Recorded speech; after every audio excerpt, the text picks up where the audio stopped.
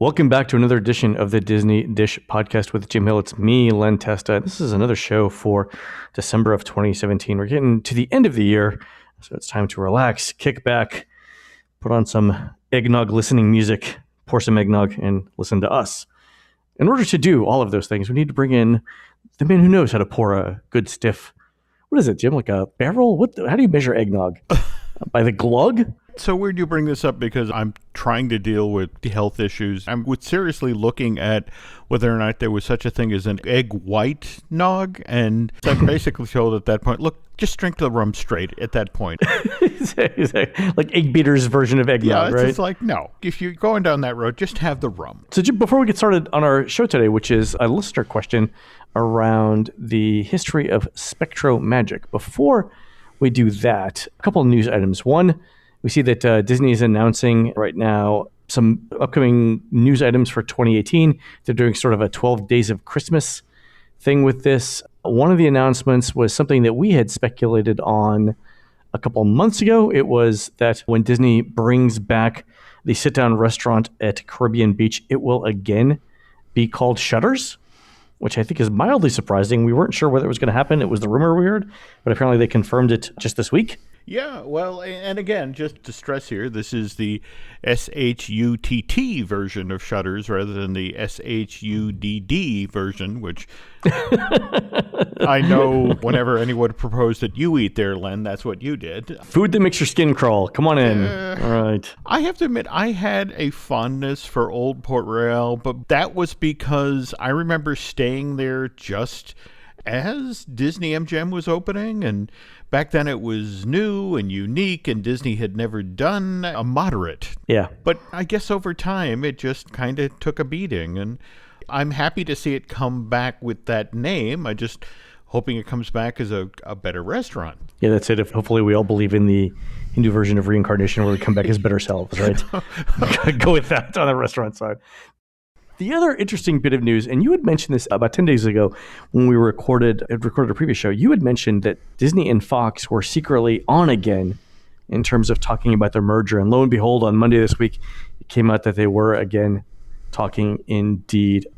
This is the merger of most of Fox's TV assets minus the stations, plus their sports stuff, in what's valued at a $60 billion with a B dollar deal for Disney. Yeah, as of this morning, by the way, they've refined that to $68 billion, Len. Oh, so it's getting more precise. Therefore, we know that they're more serious. Now, to put this in perspective, I know everybody's sort of comparing this to acquiring Pixar or Lucasfilm or... No, it's more like ABC. It was more like Cap Cities. Absolutely. I mean, the Cap Cities deal back in July of 1995, that was $19 billion. And then if you adjust for inflation, that's over 30 at this point. Or 2.5 Bitcoin. But okay, go ahead.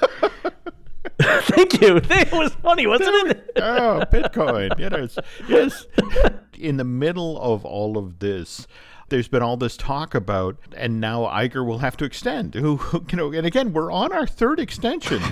Jim, let me quote the New York Times here. Will Bob Iger ever step down?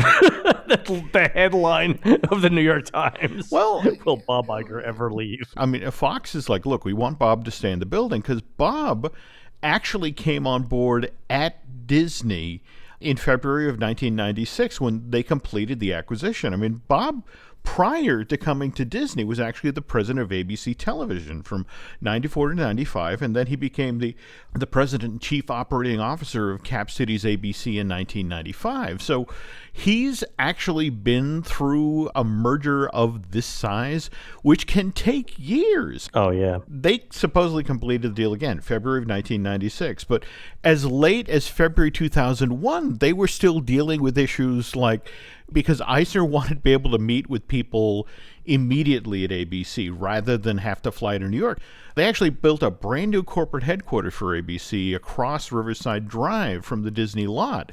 And as of February 2001, they were like, okay, everybody get ready to pack up your families and come out here. And there were... and they're like, yeah, no. Yeah, there were actually 30 executives who hung back and just sort of like, no, I don't want to go and live in Southern California. So, we could conceivably see Bob hanging on till 2021 just because of the nuts and bolts. part of what's going to happen here is that you have two companies that have to meld together. They have to decide about redundancies, the pre-existing deals, who is in charge of what. Yeah. Don't get me wrong. I actually have enjoyed Iger's tenure at Disney, and if he hangs on for another 5 years or so, it's like, okay. Compared to the Eisner years, which things were dramatic. With Iger, they're not necessarily dramatic. Every so often, he does spend a couple of $1 billion, but he's not picking fights with Roy Disney. That's true, there's that. Or battling with Universal to see who can get a theme park built in Florida faster. My understanding is things don't get derailed. The announcement will be made Wednesday of next week.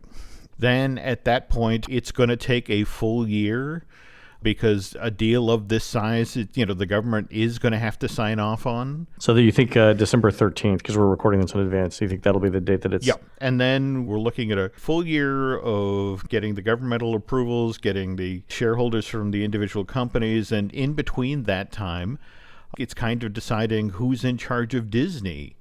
Because that's the other story that's out there, that, James Murdoch of Fox, the Rupert Murdoch's son, may in fact come in a senior management position at Disney, which, given that Tom Staggs resigned last year as COO, there are some holes to fill. That's just one of the interesting stories around the possible merger. Let me ask you this question. Mm-hmm. We know that Disney is intent on launching their own streaming service to compete with Netflix. Mm-hmm. They've already announced they're pulling their stuff from Netflix. Disney owns 30% of Hulu. Yep.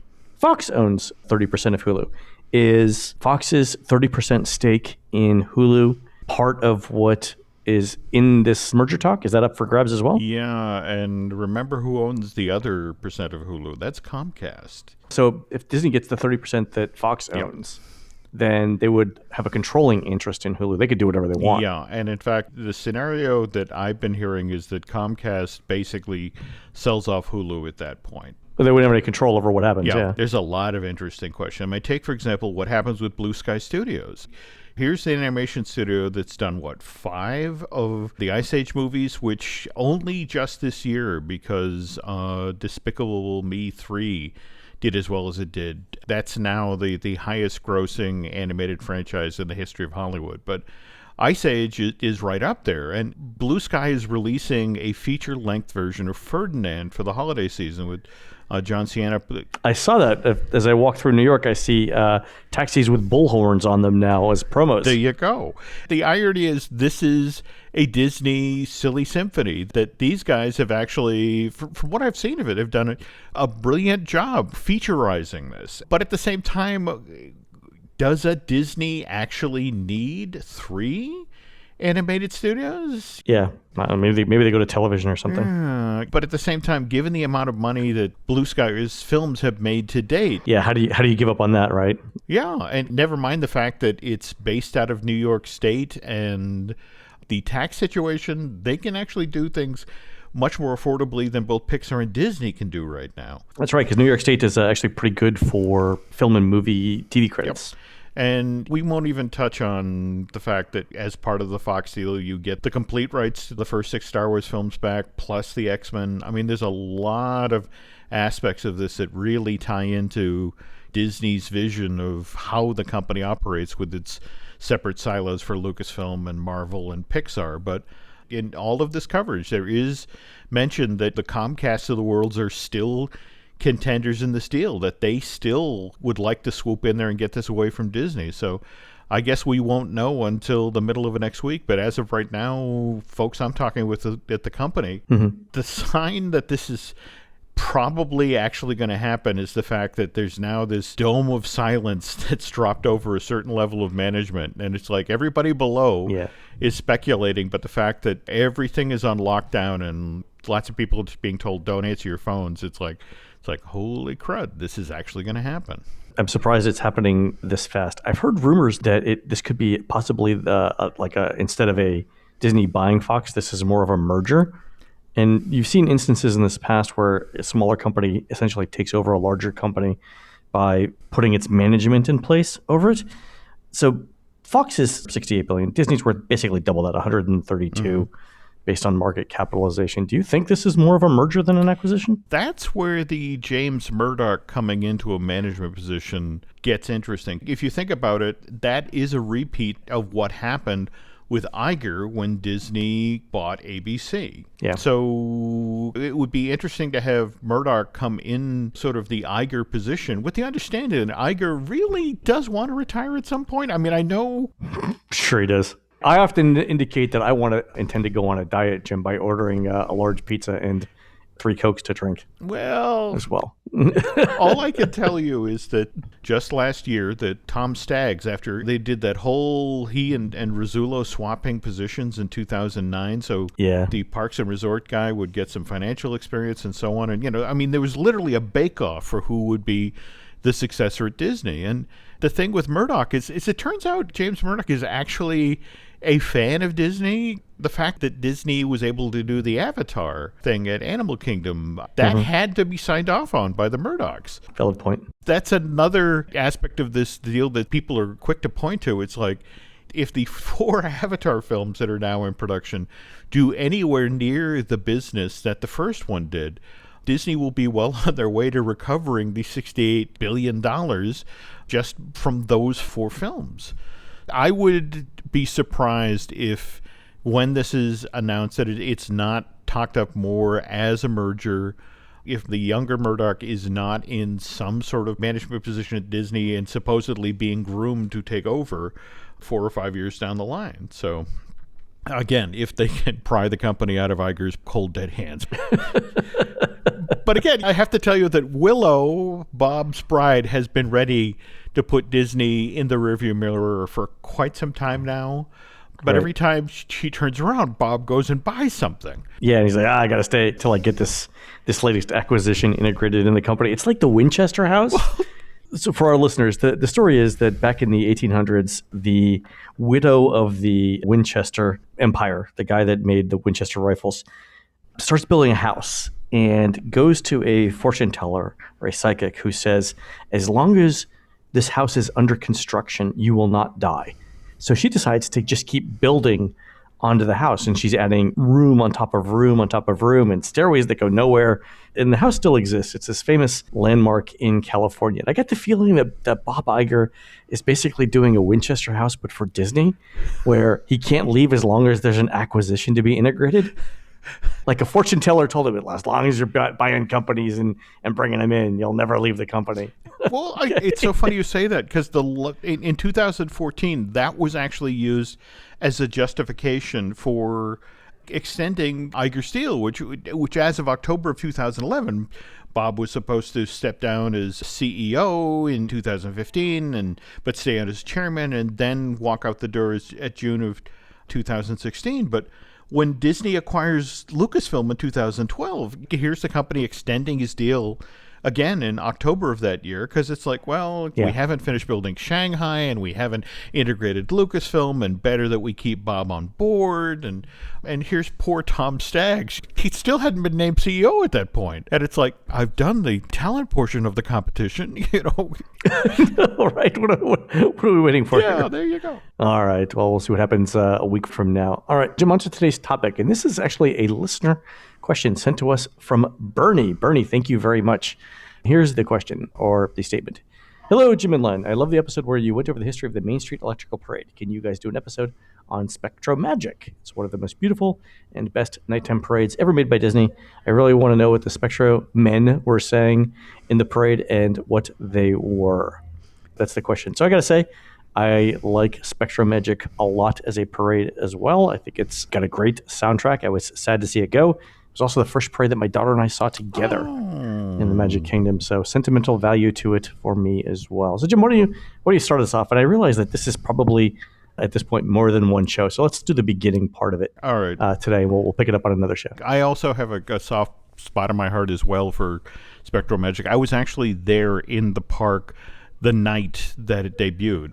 And I was standing on Main Street in the plaza area when the parade came into the park, and so enjoyed it, I actually ran to the back of the park to catch it as it rolled into offstage to Fantasyland. It was unlike anything Disney had done to date. And in fact, the guys who put it together flat out admitted that, yes, that the whole point of this parade was that it was the anti-Main Street Electrical Parade. Let me stress here that when I say anti-Main Street Electrical Parade, it's not that people who worked in creative entertainment actively hated or disliked the parade. It's just that you have to understand Main Street Electrical Parade has kind of a convoluted history at the company.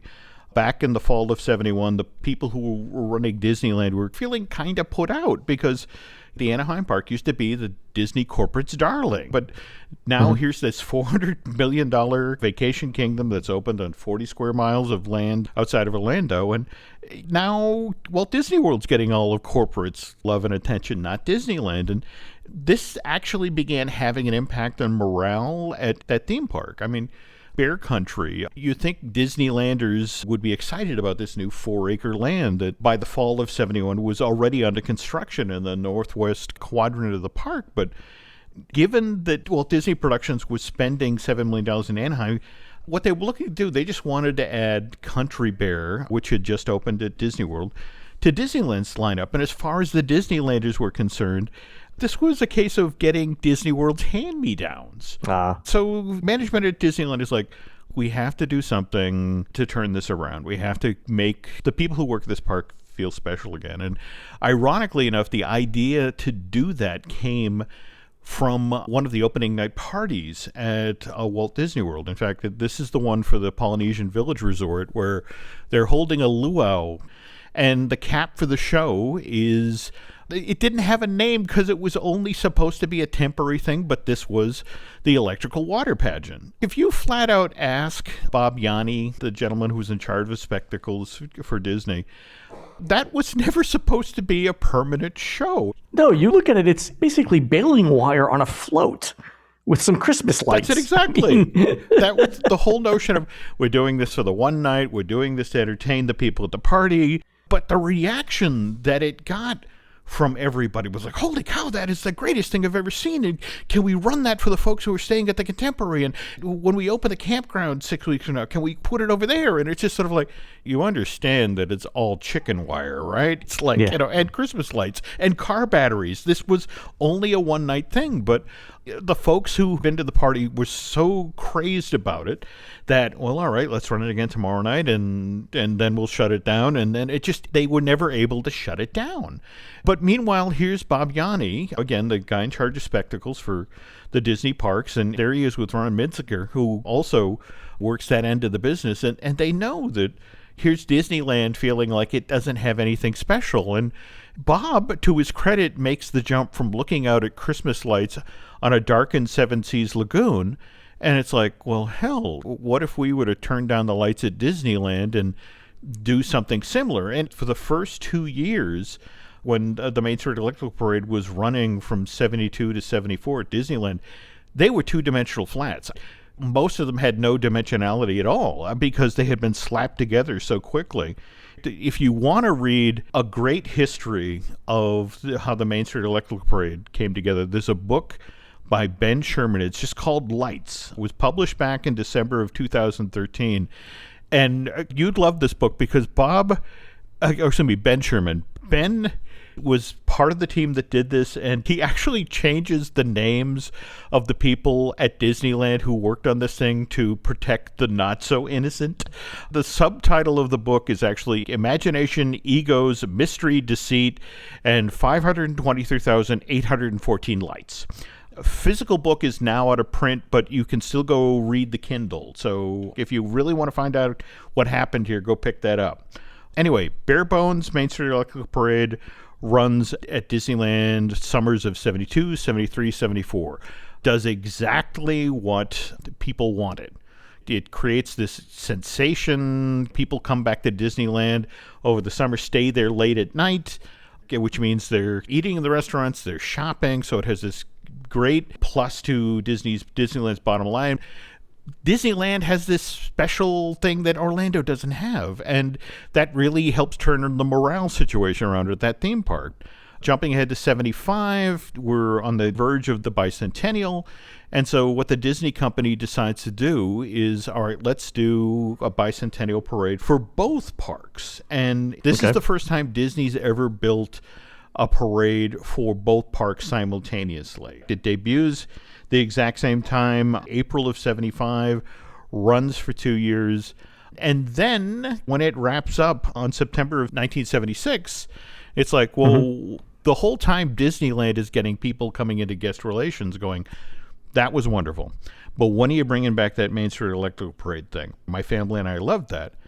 And so Disney's like, well, we had success with building 2 American parades at the same time. If we're going to redo the Disneyland version of the Main Street Electrical Parade and dimensionalize it, make 3-dimensional floats this time and fix the stuff that kept blowing up, why don't we build one for Walt Disney World at the same time? And now, in a wonderful kind of reverse on the whole Bear Country situation, now it's Disney World's turn to kind of get their nose out of joint, because it's like, what do you mean we get Disneyland's hand-me-down parade? That's common, right? Yeah. It becomes common anyway. All right. And we're Disney World. We're the big one. Shouldn't we get our own special parade? And it's like, well, it is a special parade, and it hasn't been there before. People will enjoy this. But for the folks at Disney World, especially the people who work at the Magic Kingdom, it's kind of galling, because think about it. The electrical water pageant has never gone away. And it has pretty much the same look, and it actually uses the same music. Yep. The folks of the kingdom worked really hard to make this not happen, but sometimes it just did. That crowds would come out of the kingdom having just seen the late show of the Main Street Electric Parade, and as they're waiting for a monorail or a boat to go back over to the Poly or the Contemporary, and here's the water pageant, and it's like, hey, didn't I just see that show? And so managers at the kingdom were like, come on, can we get something different? Can we get something for ourselves, for our own? And the weird thing is, they thought they had their window in 1980, because for Disneyland's 25th anniversary, they had a giant parade that was created that celebrated the history of the park. I mean, there were parade floats built for separate lands and music and that sort of thing. And they're like, hey, 1981 is our 10th anniversary. Yeah, what do you got for us? Disney corporate was like, well, you may notice the other theme park we're building just down the street from you, the Epcot thing, and that's already gone from $400 million to $800 million. They had to make that opening because they had promised the corporate partners that they would be open for October 1st, 1982. They threw so much money at it, it topped out at $1.2 billion. And so it's like, we're kind of stressed out here financially, but tell you what, we'll give you some money to add new floats. So for 1980-81, they actually got floats that were tied to Fox and the Hound added to the parade, and then in 85, they got Return to Oz stuff added. But as far as the folks at Walt Disney World were concerned, this was still this parade that keyed off of the electrical water pageant, and there was nothing special about it, and it's just sort of like, can we get something that's just our own? Luckily, come 1984, here comes Michael Eisner through the door.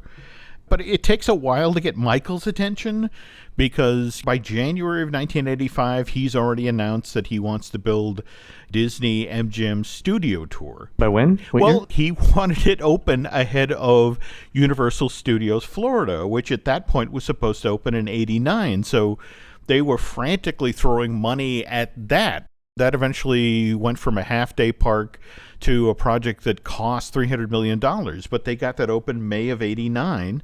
And meanwhile, Universal actually falls behind schedule and doesn't open until June of 1990. So that works out for them. But now the kingdom is like, okay, can you pay attention to us for a while here? Epcot opened and now MGM, and we're stuck with this old parade. And hey, did you notice that 1991 is coming up, and that's our 20th anniversary? So they're just generating these letters that say By the way, this is our 8th anniversary. Yeah, and the interesting thing is that the way in the theme park world, the newness typically wears off within 18 months of any project that you do. And then it's important to have something in the pipeline that will get people excited to come out. So Disney MGM opens May of 1989, just about the end of the 18-month window. Hey, that's the start of Disney World's 20th anniversary celebration, and shouldn't we do something special? What was really brilliant about how the folks in Disney World Entertainment approached this, well, they knew that they had to do entertainment at all of the parks. For Epcot, they did the Surprise in the Sky show, where it was all of these inflatables around a World Showcase Lagoon, these 45-foot tall balloons, coupled with lighter-than-air crafts, that come. In fact, oddly enough, right where they're building right now at the Caribbean Beach Resort was where the old airstrip used to be, where the Mickey, Minnie, and those guys would take off in their ultralights to fly over Epcot. So it's like, okay, so we got that show for Epcot, and we've got what they called the Pretty Woman show for Disney MGM. It was in the old Hollywood Bowl back when it was at the top of Sunset Boulevard, before there even was a Sunset Boulevard. I haven't heard of this show. To give you some idea how crazed Disney was about synergy at this point, they literally insisted that it be called the Pretty Woman show because just the year previous, the Richard Gere, Julia Roberts movie had come out, and it was the highest earning R-rated film the Walt Disney Company had ever released. And it's like, what is Pretty Woman, which I think involved hookers? What does that have to do with Disney characters on stage? It's like, shut up, it's synergy. So now it comes time to get to the Magic Kingdom. And they're like, well, tell you what, you can pick between doing a new nighttime parade or a new daytime parade. And to give the guys in charge of the Magic Kingdom kudos, they're like, wait. Last year, 1990, didn't you guys do a 35th anniversary parade at Disneyland? It's like, well, yes, we did the Party Girl parade, which had all those inflatable balloons. And it's like, well, what if we were to take those and bring them to Disney World, and we'll paint them up and change them up a little bit, and that'll be our daytime parade. We'll be good corporate citizens. We'll recycle Disneyland's parade. And it's like, oh, hey, that's a great idea. Sure. Okay. So, and then it said, hey, at that park you're building in Paris, Euro Disneyland, that opens in 92. You're running over budget, aren't you? And so, well, yeah, we are. We're, supposed to be $1 billion. It's closer to 2 now. And it's like, hey, rather than spend money to make a nighttime parade, what if we were to give you the Main Street Electrical Parade? And it's like, oh, well, yeah, they haven't seen it. Why, sure, yes, let's take Walt Disney World's Main Street Electric Parade and, ship it to Paris. And so it's like, we haven't spent any money on a daytime parade, and hey, we don't have a nighttime parade now because we gave it to Paris. Isn't it time we have our own special nighttime parade? Oh, genius. So, why, yes. Which brings us to where we're going to stop, because we then have to get into how they created the most synergistic Disney parade. I mean, synergistic for 1990, 1991. Using cutting-edge technology. I mean, it's an amazing parade for its time and even today. But we'll get into that, and I promise, in just one show, not a multi-part, just one show, we'll finish up Spectro in time for the holidays, which, again, Christmas, lights, perfect story. It's absolutely perfect. Fantastic. All right, folks, that'll do it for this episode. Don't forget, we are produced fabulously by Aaron Adams. Please go on to iTunes, Stitcher, or heck, go to Disneyland Paris and write something on the walls about how fabulous our show is. You've been listening to the Disney Dish Podcast with Jamil.